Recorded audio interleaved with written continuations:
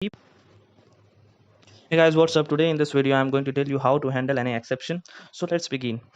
Here is an array named A, which includes three elements 1 to 3, and I want to get the 10th element of the array A. So what it will show? It will show an array index out of bound error. Okay, so let's check what is showing. So here java.lang array index out of bound is showing. Okay, so after getting an error, the whole code will break and stop from running. So to prevent that there are two things: try block and catch block, which will prevent the code from breaking. And even if there is an error in your code, it will handle it. This is known as exception handling. You have to write that part of code which you think there might be an error, and here I am calling 10th element of the array. So it is an error, I know. And what type of error you have to think and write in the catch block? Array index out of bounds exception is a class. Array index out of bound is a class, and exe it's its object, and here a parameter of catch block. Here I know that a 10th element will give you an array index out of bound exception. So what I will do, I will make a catch block in which I will mention the exception name, which is array index out of bounds exception, and give a parameter name which is exe. And after that I will write anything over here. Suppose I am giving the system.out.println exe. So here exe will show you what type of exception is here. So let's check it out. What exe? No, first of all I have to terminate this, so just wait.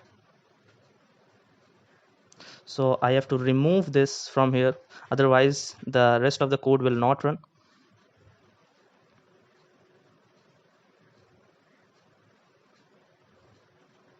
So here java.lang array index out of bound, exe is the parameter which will get automatically what the exception is occurring in the try block.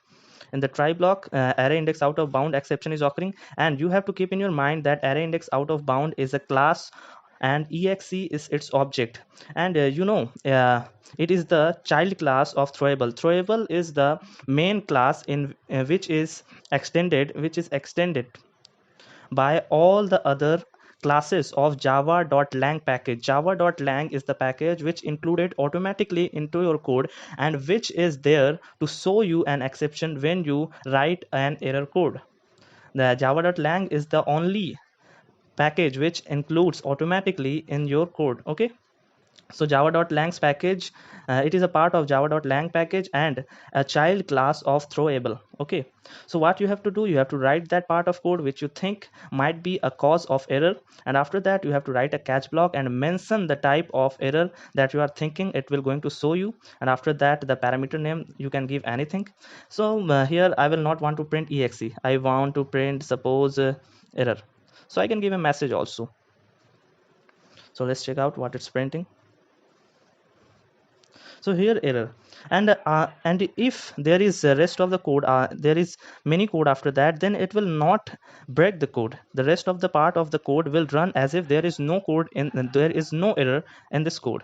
So let's check it out. So here exception is there because I have written system.out.println a by 10, but you see that error is printed. Why error is printed? Because this exception is handled, and after handling this exception, here the system.out.println 1 by 10 code is run and ran. After that it is printed that this arithmetic exception. So let's handle this also. Let's first remove this. In the try block I have written system.out.println 1 by 10, it is arithmetic exception. So inside catch I have to write arithmetic exception, and after that exe, system.out.println exe. Okay, so what it's printing? So here java.lang arithmetic exception divided by 0. That's exception. And one thing you have to keep in your mind, suppose you are using a loop inside a try block. So let me first explain you this. Suppose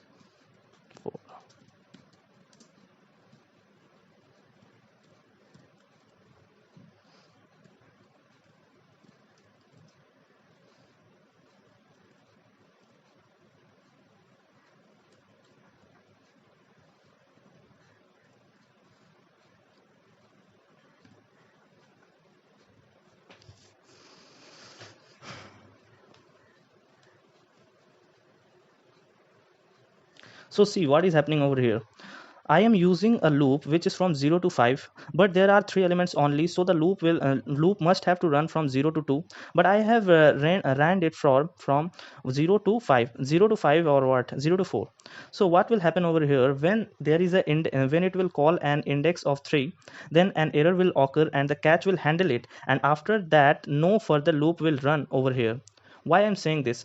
You have to keep in your mind that the block of code which you write inside the try block, once the exception is handled, and even if there is code after that, then that will not run even if there is any code after that statement. Suppose, let's check it out. Suppose I want to print 2. So let's check it out that whether it is printing or not. So there is no printing of 2, because what I have said, when it get an exception, it will jump to the catch block where it is handled, and if there is no catch block, then it will show you an error, as if before I have shown you that array index out of bound, and the code will break over there. And what I am saying again that what I'm saying again you is that you have to keep in mind that when the exception is occurred, then it will be handled, but the rest of the code which is written inside the try block will not be executed, and after that the catch will execute, and after that the rest of the one. Okay, so in the next video we will discuss few other parts or and the things of try catch block or exception handling. So for today, bye.